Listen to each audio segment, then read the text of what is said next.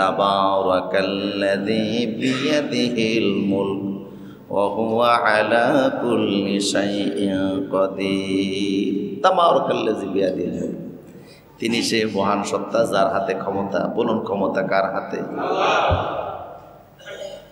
ওয়া হুয়া আলা কুল্লি শাইইন কাদির, আর তিনি সকল জিনিসের উপর ক্ষমতাবান। পৃথিবীতেও মানুষ ক্ষমতা পায়, কিন্তু পৃথিবীর ক্ষমতা হলো ক্ষণস্থায়ী, ঠিক কিনা বলেন? 5 বছর 4 বছরের জন্য ক্ষমতার জন্য নির্বাচিত হয়, আবার দেখা যায় সময় মতো ক্ষমতা যদি না ছাড়ে, চেষ্টা করে স্বৈরাচার হয়ে থাকার জন্য, কিন্তু পরবর্তীতে পরিস্থিতি এমনও হয়, এমন গণ অভ্যুত্থান হয়, গণজাগরণ হয়, বিপ্লব হয়, শেষ পর্যন্ত দেশ ছেড়ে পালাতেও বাধ্য হয়। আল্লাহ পাক বলেন, আমি যেমন ক্ষমতার মালিক, তোমরা ক্ষমতাবানদেরকে তোমরা নির্বাচিত করো, কিন্তু আমি যে ক্ষমতার মালিক এটা কেউ ভোট দিয়ে আমারে বানায় না, কেউ আমারে 5 বছরের জন্য নির্বাচিত করে না, আমি সব সময়ের জন্যই ক্ষমতাবান। সুবহানাল্লাহ। মানুষ অনাস্থা দিয়া অনেক সময় ক্ষমতাসীনদেরকে নামাই ফেলে, আল্লাহর বিরুদ্ধে বিদ্রোহ করে আল্লাহর ক্ষমতা কমানো যাবে এমন শক্তি পৃথিবীতে আছে নাকি? 4 বছর 5 বছর মেয়াদে দুনিয়াতে সরকার থাকে, আল্লাহ সরকারও এমন নাকি? তিনি সর্বময় ক্ষমতার মালিক, সকল ক্ষমতার মালিক। বরং পৃথিবীতে যারা ক্ষমতায় আসে, আজ যারা ক্ষমতা ছাড়ে, এইখানেও আল্লাহর হুকুম আছে না নাই? কুলিল্লাহুম্মা মালিকাল মুলক, তিনি যারে খুশি ক্ষমতা দেন, যার থেকে খুশি ক্ষমতা ছিনিয়ে নেন। দিনের পরিবর্তন করেন, রাতের পরিবর্তন করেন। তিনি আসমান জমিন সারা পৃথিবী তার আপন কুদরতে পরিচালনা করতেছেন। ওয়া হুয়া আলা কুল্লি শাইইন কাদির, পৃথিবীর এমন কোনো জিনিস পাওয়া যাবে না যার উপরে তার ক্ষমতা চলে না। সুবহানাল্লাহ। সব হুকুম মানে কার? এরপরে আল্লাহ সুবহানাহু ওয়া তাআলা আপন কুদরতের বিবরণ দিয়ে বলেন যে দেখো, তোমরা যে ক্ষমতা করো, তোমাদের জীবনের একটা অংশ হলো ক্ষমতা, অথচ তোমাদের জীবনের মালিক কে? আল্লাযী খালাকাল মাউতা ওয়াল হায়াতা লিয়াবলুয়াকুম আইয়ুকুম আহসানু আমালা ওয়া হুয়াল আসিসুল গফুর। আল্লাযী খালাকাল মাউতা ওয়াল হায়াতা, তিনি তোমাদের মৃত্যু সৃষ্টি করেছেন, ওয়াল হায়াতা, হায়াত সৃষ্টি করেছেন। লক্ষ্য করুন, খালাক শব্দ আল্লাহ পাক ব্যবহার করছেন। তিনি তোমাদের মৃত্যুও সৃষ্টি করেছেন। আগে মৃত্যুর কথা বললেন, পরে বললেন জীবনের কথা। কেন আগে মৃত্যুর কথা বললেন? প্রত্যেকটা মানুষের জীবনে মৃত্যু 2 বার, জীবনও 2 বার, বারজাখি জীবনটাও 2 বার। প্রতিটি মানুষের জীবনে মৃত্যু 2 বার, আমাদের জীবনটাও 2 বার, বারজাখি জীবনও 2 বার। কথাটি আল্লাহ সুবহানাহু ওয়া তাআলা কোরআনে সূরা মুমিনের 11 নম্বর আয়াতে বলেছেন, ক্বালু রব্বানা আমাত্তানা ইসনাইনি, তারা বলল, হে আমাদের রব, আপনি আমাদেরকে 2 বার মৃত্যু দিয়েছিলেন। আবার বলল, ওয়াহইয়াইতানা ইসনাতাইনি, 2 বার জীবন দিয়েছিলেন। আমাদের জীবনও দিয়েছেন 2 বার, মরণও দিয়েছেন। কি কইরা হলো? এবং প্রতিটি মানুষের, পৃথিবীতে যত মানুষ এসেছে এবং আসবে, সবার হায়াত কিন্তু সমান। সব মানুষের হায়াত সমান, কারোর হায়াতের ভিতরে কোনো 1 সেকেন্ডেরও বেশ কম নাই। আমার প্রিয় সুধী, আমাদেরকে আল্লাহ সুবহানাহু ওয়া তাআলা হাদিস শরীফের মধ্যে রয়েছে, আদম আলাইহিস সালামকে সৃষ্টি করার পরে আদমের পিঠের থেকে আল্লাহ পাক মূসা সমস্ত মানুষগুলিকে বের করলেন। সব মানুষকে আল্লাহ সুবহানাহু ওয়া তাআলা বের করলেন। সমস্ত রূহগুলিনকে আল্লাহ আকৃতি দিলেন, বাকশক্তি দান করলেন, দিয়ে একটা সম্মিলনের আয়োজন করলেন। সুবহানাল্লাহ। আল্লাহ একটা সম্মিলনের আয়োজন করলেন, মহাসমাবেশ। কি সমাবেশ? বাঙালি ভোট জোট আর সমাবেশ, এই জাতির সাথে বেশি বুঝে পৃথিবীতে এমন কোনো জাতি নেই। মহাসমাবেশের আয়োজন করলেন, সেন্ট্রালি আয়োজন। সেই সমাবেশে পৃথিবীর সমস্ত নবী রাসূল থেকে নিয়ে শুরু করে সমস্ত রূহগুলি ছিল, সবাই ছিল। সবাইরে আল্লাহ আকৃতিও দিয়েছেন, বাকশক্তি দান করে দিয়েছেন। কোরআন বলছে, ওয়াইজ আখাযা রাব্বুকা মিন বানি আদামা মিন যুহুরিহিম যুররিয়াতাহুম। সমস্ত মানুষকে আল্লাহ আদমের পিঠ থেকে মুইসা বের করলেন। বের করার পরে তিনি সীমিত সময়ের জন্য জীবন দিলেন। খুবই অল্প সময়ের জন্য আল্লাহ জীবন দিলেন। জীবন দেওয়ার পরে আল্লাহ পাক সমস্ত এই বিশাল বড় মহাসম্মেলনে মহাসমাবেশে আল্লাহ সবাইরে জিজ্ঞেস করলেন, আলাস্তুবি রব্বিকুম, তোমরা বলো তো দেখি, আমি কি তোমাদের রব নই? আমি কি তোমাদের স্রষ্টা নই? আমি কি তোমাদের খোদা না? তখন সমস্বরে সমস্ত রূহগুলি বলল, কলু বালা, আল্লাহ অবশ্যই আপনি আমাদের রব। সুবহানাল্লাহ। আল্লাহ সুবহানাহু ওয়া তাআলা বললেন, আমারে যে রব বলে স্বীকার করলা, এটা যেন বুইলা না যাও। ফাকাত তাকুলু ইয়াউমাল কিয়ামাতি ইন্না কুন্না আন হাযা গাফিলিন, কিয়ামতের ময়দানে আমি কিন্তু আবার জিজ্ঞেস করব। তখন কিন্তু বইল না যে আমি আল্লাহ চিনি না, পরকাল চিনি না, আখিরাত চিনি না, নাস্তিক ছিলাম, মুরতাদ ছিলাম, বিকৃত চিন্তার অধিকারী ছিলাম, এইটা যেন না বলো। দাওয়াত পাই না, এটা যেন না বলো। আগের থেকেই এইখানে মহাসমাবেশে আমি আল্লাহ আমার নিজের সাথে তোমাদের পরিচয় করে আনিলাম। ওই যে আল্লাহ আমাদেরকে জীবিত করছিলেন, এটার সময়টা ছিল খুব কম, এই জন্য ওই সময়টাকে আল্লাহ ধরেন নাই। তো এরপরে আবার তাৎক্ষণিক আল্লাহ সবার মরণ একসাথে দিয়া দিছেন। তাইলে সেটা হলো আমাদের প্রথম একটা মরণ। সৃষ্টি কইরা আমাদের থেকে রুবুবিয়াতের স্বীকৃতি নিলেন। রুবুবিয়াতের স্বীকৃতি নেওয়ার পরে একসাথে আল্লাহ মৃত্যু দিয়া দিলেন। সেটা হলো আমাদের প্রথম মৃত্যু। এরপরে ওই মৃত্যুর পরে দুনিয়াতে মায়ের পেটের মাধ্যমে আমরা দুনিয়াতে আসলাম। ওই মৃত্যু থেকে মায়ের পেট পর্যন্ত লম্বা একটা সময় গেছে আমাদের, এটাকে রুহের জগৎ বলে, বারজাকি জীবনও বলে। মায়ের পেট থেকে দুনিয়াতে আসার পরে এরপরে এই দুনিয়াতে আমাদের আরেকটা মৃত্যু হবে, হবে কি হবে না? এটা হলো 2 নম্বর মৃত্যু। তাইলে মানুষের জীবনে মৃত্যু কয়টা? আবার ওই প্রথম মৃত্যুর উপরে যে বারজাকে জীবনে ছিলাম, সেটা হলো একটা বারজাক। আর দুনিয়াতে মরার পরে হাসরের মাঠে ওঠা পর্যন্ত আরেকটা বারজাক। বারজাক হলো কয়টা? আর দুনিয়ার জীবনে এখন আছি, আবার হাসরের ময়দানে একটা নতুন জীবন পাবো, এই হলো জীবন 2টা। তাহলে প্রতিটি মানুষের জীবনে মরণ 2টা, জীবন 2টা, বারজাকও 2টা। বুঝেন না কথা মনে হয়? কটা কইরা? হায়াতও কিন্তু সবার সমান। নূহ নবীর যুগে যারা এসেছেন তাদের যে হায়াত, আমাদেরও একই হায়াত। যেই লোকটা দুনিয়াতে এসে 1000 বছর বাঁচে, তার যে হায়াত, যে একদিন বাঁচে, তারও একই হায়াত। কারণ সবার সৃষ্টি একসাথে, আসা পড়া আগে পরে। নূহ নবীর আমলে যারা এসেছেন তারা বারজাকি জীবনে কম সময় ছিল, কবরের জীবনে বেশি সময় ছিল, আছে। আমরা বারজাকি জীবনে তাদের তুলনায় বেশি ছিলাম, কবরের জীবনে তাদের তুলনায় কম থাকব। কথা বুঝেন কিনা? হিসাবে তারা যেতটুকু হায়াত পাইছে, আমরাও ততটুকু হায়াত পাইছি। হায়াত আল্লাহ সময় দিয়ে সমান দিলেন, জীবনও আল্লাহ পাক সমান দিলেন। তাই আল্লাহ পাক বলছেন, আল্লাহ যে খলাকাল মাউতা ওয়াল হায়াতা, আমি তোমাদের মৃত্যু সৃষ্টি করলাম, জীবন সৃষ্টি করলাম। খালাক শব্দ আল্লাহ ব্যবহার করছেন। সৃষ্টির বেলায় আল্লাহ 2টা শব্দ কোরআনে ব্যবহার করেছেন, একটা খালাক, একটা হলো আমর। আমরের মাধ্যমে যে সৃষ্টি আল্লাহ করছেন, ওই সৃষ্টি ধরা যায় না, ছোঁয়া যায় না, টাচ করা যায় না, অনুভব করা যায় না, কিন্তু সেটার অস্তিত্ব আছে। যেমন আল্লাহ পাক আমর শব্দ দ্বারা রূহ সৃষ্টি করেছেন। ইয়াসআলুনাকা আনির রূহ কুলির রূহু মিন আমরি রব্বি, এই জন্য রূহ ধরা যায় না, ছোঁয়া যায় না, টাচ করা যায় না। কিন্তু খলাক শব্দ দিয়ে আল্লাহ পাক যা সৃষ্টি করেছেন সবগুলোর অস্তিত্ব আছে, আকৃতি আছে। সুবহানাল্লাহ। এখানে আল্লাহ বললেন আমি মৃত্যু সৃষ্টি করলাম, বোঝা গেল মরণের একটা আকৃতি আছে। কথা বলেন, আছে না নাই? আল্লাহ যে খলাকাল মাউতা ওয়াল হায়াতা, জীবন সৃষ্টি করলেন, বোঝা গেল জীবনেরও কি আছে, একটা আকৃতি আছে। যত সৃষ্টির যত আকৃতি আছে, যত সৃষ্টি আল্লাহ খলাক শব্দ দিয়া বলছেন, সবগুলোর আকৃতি আছে, মরণের আকৃতি আছে। সেই জন্য রাসূলুল্লাহ সাল্লাল্লাহু আলাইহি সাল্লাম বলেছেন, কিয়ামতের ময়দানে জান্নাতীরা যখন জান্নাতে চলে যাবে, জাহান্নামীরা যখন জাহান্নামে চলে যাবে, এক পর্যায়ে জান্নাত জাহান্নামের মাঝখানে আল্লাহ পাক মৃত্যুটাকে নিয়ে আসবেন। ইজা কানা ইয়াউমুল কিয়ামাতে উতিয়া বিমাউতিন কাল কাবসিল, একটা দুম্বার আকৃতিতে আল্লাহ মৃত্যুটাকে হাজির করবেন। দুম্বার আকারে, দুম্বার আকৃতিতে মৃত্যুটা আল্লাহ আনবেন, এনে জান্নাত জাহান্নামের মাঝখানে দাঁড় করাবেন। ইয়াহইয়া আলাইহিস সালামকে আল্লাহ ডাক দিবেন, জান্নাতীদেরকে ডাক দেয়া বলবেন, জান্নাতীরা তোমরা কি দেখতে পাচ্ছ এটা কি? তারা বলবে হ্যাঁ, এটা তো মৃত্যু। জাহান্নামীদেরকেও বলবেন, তোমরা কি দেখতে পাচ্ছ এটা কি? তারা বলবে হ্যাঁ, এটাও তো মৃত্যুই।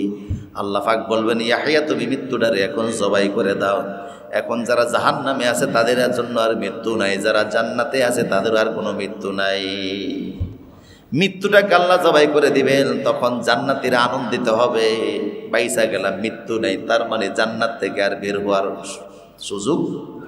আর জাহান্নামীরা দুঃখে কষ্টে পড়ে যাবে, দুনিয়াতে মাইর খাইতাম, অসুস্থ হইতাম, এক সময় বলতাম আমারে মরণে ধরে নাকা। অনেক সময় বিছানার ভিতরে যদি মানুষ বেশি কষ্ট পায়, বেশি রোগাক্রান্ত হয়ে দীর্ঘদিন পড়ে থাকে, বেশি অসুস্থ থাকে, লোকেরা বলে খতমে খাজে গান পড়া, সেই জন্য তাড়াতাড়ি মরে যায়। কথা বলেন, পড়ায় কিনা? হুজুর ডাকো, খাজে গান খতমের আয়োজন করুন, এ আল্লাহ যদি হায়াত তাদেরকে নিয়ে যায়, তার মানে মনে করা হয় মরণটাই তার জন্য সমাধান। কষ্ট যখন সহ্য করতে না পারে, মরণটাকে সমাধান হিসাবে বের করে। কিন্তু জাহান্নামীরা জাহান্নামে যত ভয়ঙ্কর শাস্তি পাক না কেন, মরণের মাধ্যমে শাস্তি থেকে রেহাই পাওয়ার কোনো সুযোগ নাই, বরং শাস্তি অনবরত চলতেই থাকবে, এ থেকে বিকল্প কোনো রাস্তাই নাই। আল্লাহু আকবার বলেন।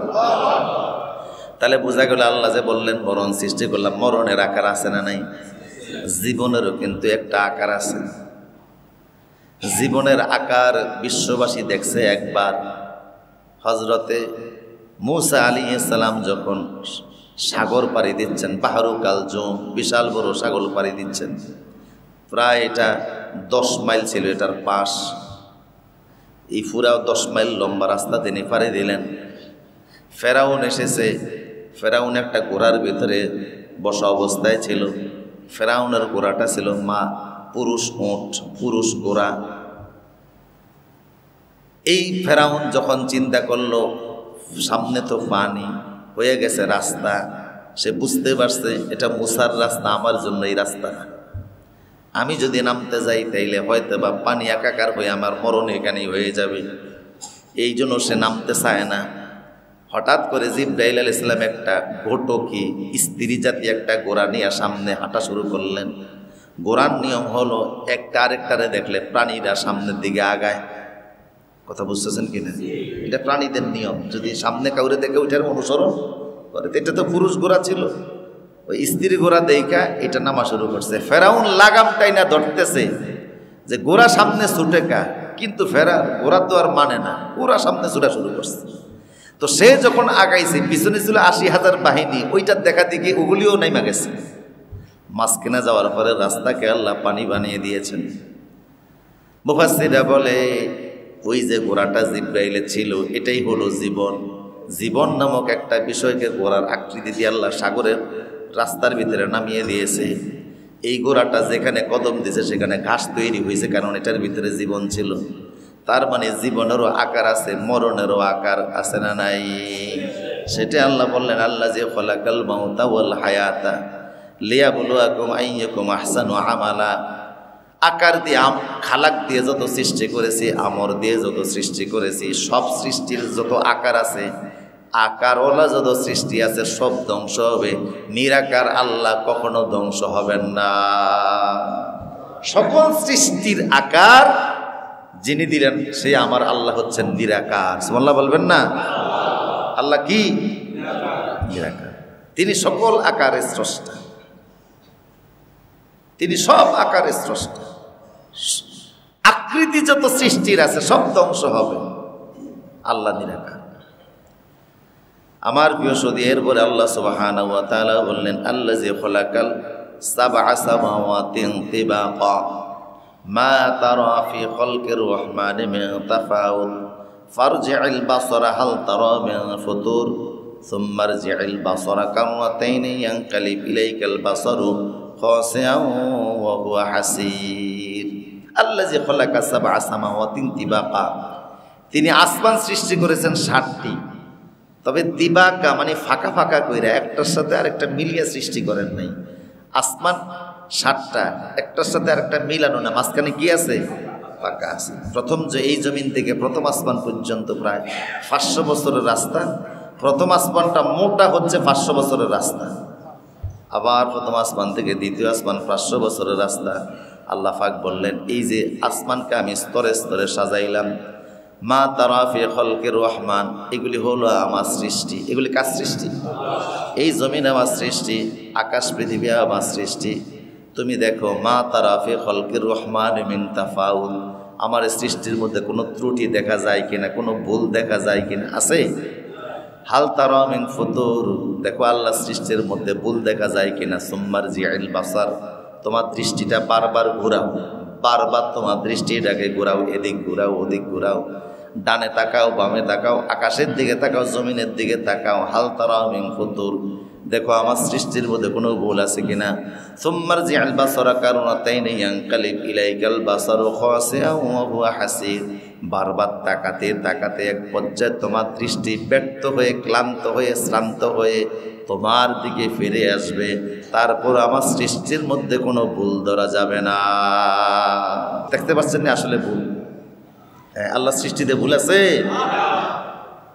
অস্ট্রেলিয়ার সরকার একবার সিডনির পাশে একটা বিশাল বড় জায়গা, প্রায় 7 লক্ষ বর্গ মাইলের এরিয়া, অস্ট্রেলিয়া তো নিজে একটা মহাদেশ, সেখানে দেখলো যে একটা জায়গা 7 লক্ষ বর্গ মাইল এরিয়ার ভিতরে কোনো স্তন্যপায়ী প্রাণী নেই।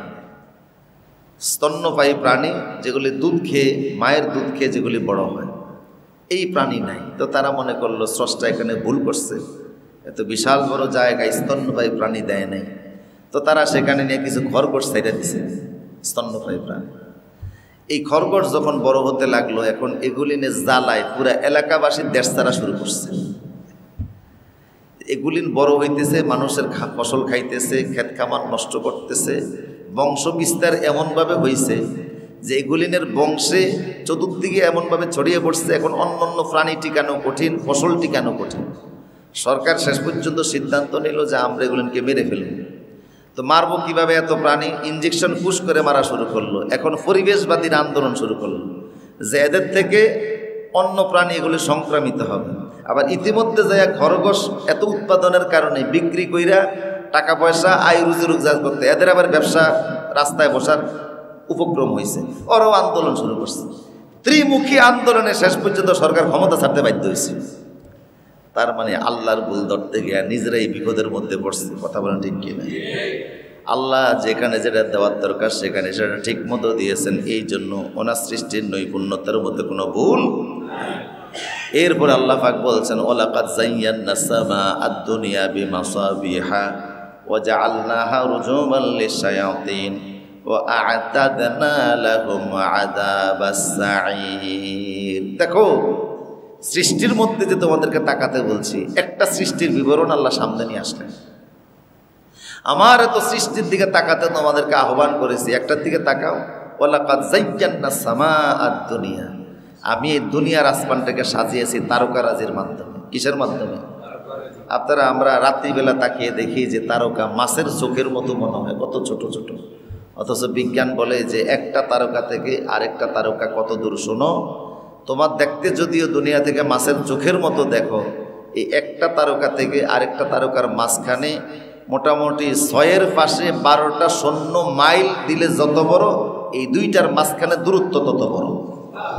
আরেকটু আসতে বলেন সুবহানাল্লাহ। 6-এর পিঠে 12 সৈন্য। কত সৈন্য? 12 সৈন্য দিলে যে মাইল হবে, এই একটা তারকা থেকে আরেকটা তারকার মাঝখানে এত দূরত্ব। অথচ আপনি দেখতেছেন কাছাকাছি এবং এটা মনে হয় যেন মাছের চোখের মতো, কিন্তু এটার দূরত্ব অনেক বিশাল। এরকম কত তারকা আল্লাহ পাক সৃষ্টি করে রেখে দিয়েছেন। এগুলি সব ওই মহাশূন্যের ভিতরে ভাসতেছে, পৃথিবীও ভাসতেছে, পৃথিবীর নিচে কিছু নাই, সব ওই মহাশূন্যের ভিতরে ভাসতেছে। এই যে বিশাল সৃষ্টি ঝুলন্ত অবস্থায় আছে, ভাসমান অবস্থায় আছে, ধরে রাখছেন কে? আপনি একটা জবাব দিবেন যে গ্র্যাভিটেশনাল ফোর্স, মাধ্যাকর্ষণ শক্তি আছে, এটাও কার সৃষ্টি? আল্লাহ সুবহানাহু ওয়া তাআলার সৃষ্টি। আবার আল্লাহ পাক বলেন এই যে তারকা, ওয়ালাকাদ যায়্যানাস সামাআ আদ-দুনিয়া, এই যে তারকা রাজি দিলাম, এই তারকারও কিন্তু মৃত্যু আছে, এই গ্রহ নক্ষত্রের মৃত্যু আছে। আপনারা বলতে পারেন কিয়ামতের সময় তো সব কিছুর মৃত্যু হবে না? এখনও হয়, এখনও মাঝে মধ্যে তারকার মৃত্যু হয়, গ্রহ নক্ষত্রের মৃত্যু হয়। তো মৃত্যু হলে এগুলি যায় কোথায়? তারকারাজির মৃত্যু মানে হলো এর জ্বালানি শেষ, চলার মতো আর সক্ষমতা নাই, ওর হায়াত শেষ। তো হায়াত শেষ হইলে বইরা যদি এক জায়গায় দাঁড়িয়ে থাকে, তাইলে অন্য অন্য সৃষ্টি চলতে ফিরতে সমস্যা হবে। কথা কোন টাকা? তারকাটা এক জায়গায় মইরা পইরা রয়েছে, অন্য সৃষ্টির চলতে ফিরতে ঘুরতে অসুবিধা হবে। এই জন্য আল্লাহ সুবহানাহু ওয়া তাআলা বলেন তারকারাজিকে খেয়ে ফেলার জন্য আমি আল্লাহ আরেকটা সৃষ্টি বানাইছি, ওইটার নাম হলো কৃষ্ণ গহ্বর, এটার নাম হলো ব্ল্যাক হোল। এটার নামে সূরা ওয়াকিয়ার ভিতরে আল্লাহ পাক বলছেন ফালা উকসিমু বিন্নাওয়াকিন নুজুম। আল্লাহু আকবার বলেন, ফালা উকসিমু বিমাওয়াকিন নুজুম। এই যে বিশাল বড় তারকা মাঝে মধ্যে মারা যায় কেন? ওর জ্বালানি শেষ, ও আর চলতে ফিরতে পারে না। এখন ওইখানে তো দাঁড় করে রাখা যায় না, তো ওরে আমি আল্লাহ কৃষ্ণ গহ্বরে নিয়ে যাই, ব্ল্যাক হোলের ভিতরে নিয়ে যাই। এই জন্য আল্লাহ পাক যখন বললেন শোনো দুনিয়ার বাসীরা, আফা গায়রা দীনিল্লাহি ইয়াবগুন ওয়া লাহু আসলামা মা ফিস সামাওয়াতি ওয়াল আরদি তাওআন ওয়া কারহা। আফা গায়রা দীনিল্লাহি ইয়াবগুন, তোমরা কি ইসলাম ছাড়া অন্য কোনো ধর্ম খুঁজতেছো? অথচ আসমান জমিনে যত সৃষ্টি আছে সমস্ত সৃষ্টি আমি আল্লাহর সামনে ইচ্ছায় অনিচ্ছায় সারেন্ডার করছি। আসমান জমিনে তারকারাজি মিল্ক যত সৃষ্টি আছে সব আল্লাহ বলেন আমার সামনে কমপ্লিট সারেন্ডার করছে, আনুগত্য স্বীকার করছে।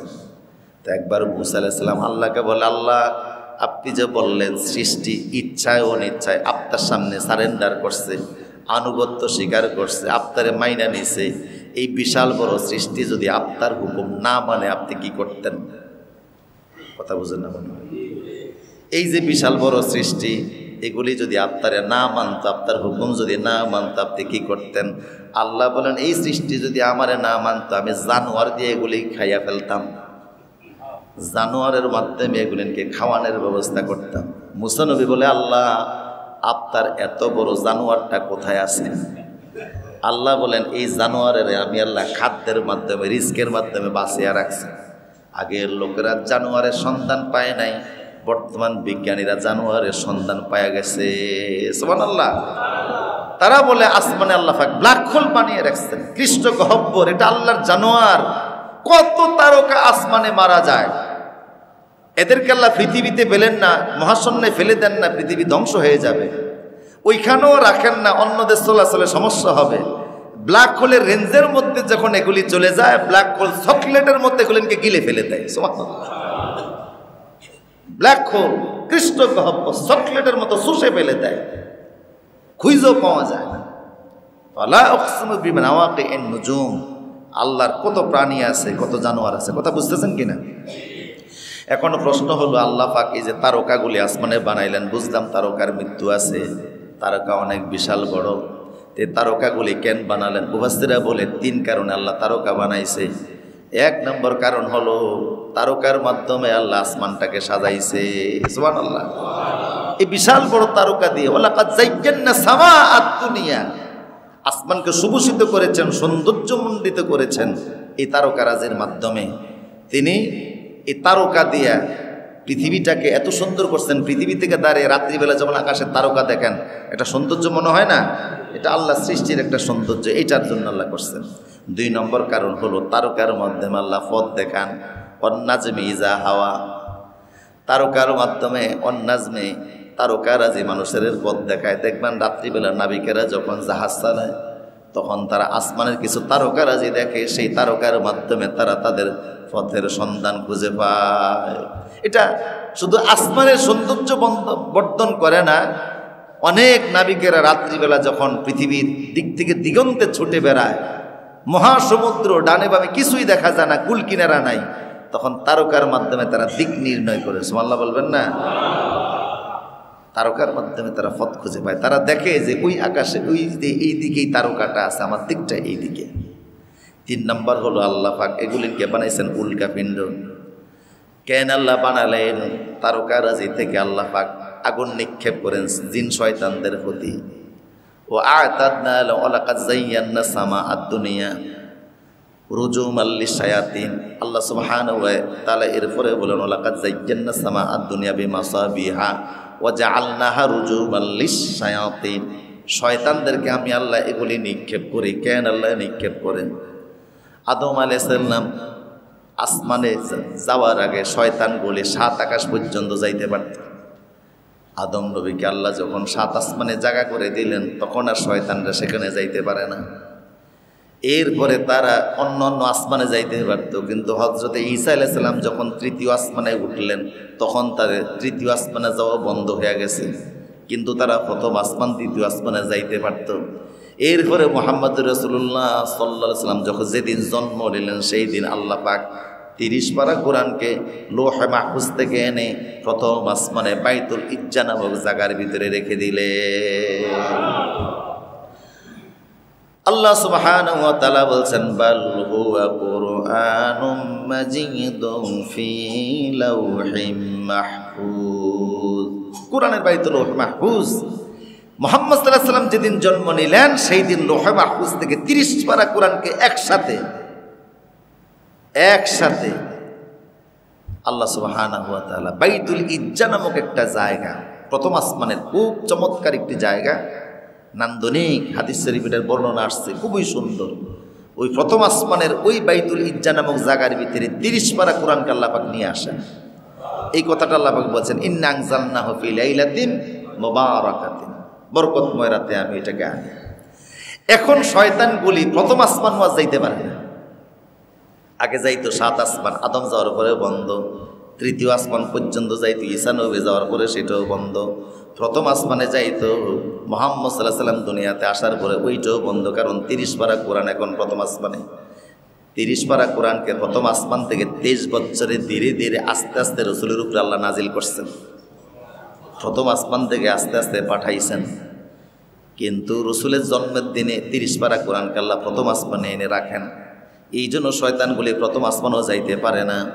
তারা হয়রান পেরেশান হয়ে সারা দুনিয়া ঘোরা শুরু হয়ে গেল। আসমানের দিকে গাইলে তারা ওয়াজআলনাহা রুজুমান লিশায়াতিন, আল্লাহ বলেন ওরা আসমানের দিকে গেলে আমি আল্লাহ তারকারাজি উল্কাপিণ্ডগুলি তাদের দিকে নিক্ষেপ করতাম। ওই নিক্ষেপের আগুনের অগ্নিকুণ্ডলের কারণে কেউ মারা যাইত, কোনো জিন শয়তান মারা যাইত, কেউ আহত, কেউ পঙ্গু হইত। তখন জিনগুলি দুনিয়াতে বৈশা বিশাল বড় সমাবেশ ঘটল। সমাবেশে তারা চিন্তা করলো আমরা কেন এখন প্রথম আসমানের দ্বারে কাছেও যাইতে পারি না, কারণটা কি? তখন বড় বড় শয়তানরা তাদেরকে পরামর্শ দিল, তোমরা এক কাজ করো, নিশ্চয়ই পৃথিবীতে কিছু না কিছু ঘটছে যার কারণে এখন প্রথম আসমানে যাইতে পারো না। তারকারাজির মাধ্যমে তোমাদেরকে উল্কাপিণ্ডে নিক্ষেপ করা হয়, তোমাদের শরীরকে জলসে দেওয়া হয়, মারা হয়, আহত করা হয়। নিশ্চয়ই এটার কোনো না কোনো কারণ দুনিয়ার জমিনের ভিতরে আছে, খুঁজা দেখো। তো তারা সারা দুনিয়ার জিনেরা খুঁজতে শুরু করলো জিন শয়তানগুলি যে কারণটা কি। এক পর্যায়ে আল্লাহ রসুল তায়েফের জমিন থেকে কালেমার দাওয়াত দিয়ে অনেকটা হতাশ এবং নিরাশ হয়ে মক্কার দিকে আসতেছেন। কিছু দূর জায়গা আসার পরে, এক মঞ্জিল আসার পরে ওয়াদিয়া নাখলা নামক একটা জায়গা আছে। এই ওয়াদিয়া নাখলা নামক জায়গায় রাসূলুল্লাহ তাহাজ্জুদ অথবা ফজর নামাজ পড়তে গিয়ে লম্বা কোরআনে কারীম তেলাওয়াত করা শুরু করলেন। আল্লাহ পাক বলেন ওয়াইজা সারাফনা ইলাইকা নাফারু মিনাল জিন্নি ইয়াসতামিউনাল কোরআন। তখন জিনেরা যে সারা দুনিয়া তালাশ করতেছিল, তারা ওই সময় ওয়াদিয়া নাখলা এলাকায় গিয়া দেখে একটা কোরআনের আওয়াজ আসতেছে। সুবহানাল্লাহ। ফালাম্মা হাদারুহু ক্বালু আনসিতু, তারা যখন গেল একে অপরকে বলে চুপ করো, চুপ করো, দেখো কি আওয়াজ আসতেছে। যখন তারা রসুলের কণ্ঠে কোরআন শুনলো তখন তারা নিশ্চিত হইল যে এই তো কারণ পাওয়া গেছে, এই কোরআনের বিধান নাজিল হওয়ার কারণে এখন আর প্রথম আসমানেও যাওয়া যায় না। এই কারণ হলো এইটা, এখন আর প্রথম আসমানে যাওয়ার, ওরা যে পিছনে দাঁড়িয়ে কোরআন শুনতেছিল রসুল্লাহ জানতেন না, আর জানাই না। এরপরে ওরা তাদের এলাকায় গিয়ে বাকি সব জিনদেরকে একত্রিত করে কারণ বলল যে আমরা এক সময় প্রথম আসমানে 7 আসমানে গেছি, ওইটা বন্ধ। 3য় আসমানে গেছে, ওইটাও বন্ধ। প্রথম আসমানে যাইতাম, সেটাও বন্ধ হইল। কারণ হলো এইটাই যে কোরআন আসতেছে পৃথিবীতে। সুবহানাল্লাহ। তখন তারা এসে রসুলের হাতে হাত রেখে পরবর্তীতে কালেমা পড়ে মুসলমান হয়ে যায়। প্রথম যেদিন তারা কালেমা পড়ে সেইখানে আপনারা মসজিদে একটা জিন দেখবেন মক্কায় আছে, জান্নাতুল মুআল্লা কবরস্থানের দিকে যাইতে, এখানে এসে তারা রাসূলের হাতে হাত রেখে কালেমা পড়ে মুসলমান হয়ে যায়। সুবহানাল্লাহ বলবেন না? আমার প্রিয় সুধী, আল্লাহ পাক বললেন যে ওয়ালাকাদ যায়্যানা সামা আদ-দুনিয়া বিমাসাবিহা, আমি আল্লাহ আসমানটাকে সাজাইলাম তারকারাজির মাধ্যমে। আর এই তারকারাজি অনেকগুলি কাজ করে, একদিকে পথ দেখায়, পথিকদেরকে নাবিকদেরকে, আরেকদিকে এটা আসমানের সৌন্দর্য, আরেকদিকে এটা জিনদের তাড়ানোর জন্য আল্লাহ ব্যবস্থা করছে ওরা যেন আসমানের উপরে যেতে না পারে। ওয়া আতাদনা লাহুম আযাব আস-সাঈর, এটাকে তাদের জন্য শাস্তির কারণ বানাইছেন আল্লাহ এটাকে। আমার প্রিয় সুধী, তো সূরাতুল মুলক আমরা কয়েকটা আয়াতের কথা আপনাদেরকে বলছি। এই 30 পারা কোরআনের প্রত্যেকটা সূরার ভিতরে, আয়াতের ভিতরে যদি আপনি লক্ষ্য করেন এরকম তাত্ত্বিক অনেক আলোচনাগুলি পাবেন, এবং সূরা মুলকের প্রত্যেকটা আয়াতের বিশ্লেষণ করলে মোটামুটি কয়েক জমা লাগবে। আর এই কারণেই এটাকে অন্য সূরার উপরে 70 গুণ বেশি মর্যাদা দান করা হয়েছে। কারণ এটার ব্যাখ্যা বিশ্লেষণ 30 পারা কোরআনের ভিতরে অন্যতম, এর ভিতরে আল্লাহ পাক করে দিয়েছেন। আল্লাহ আমাদেরকে পুরাটা সূরা বোঝার তৌফিক দান করুন।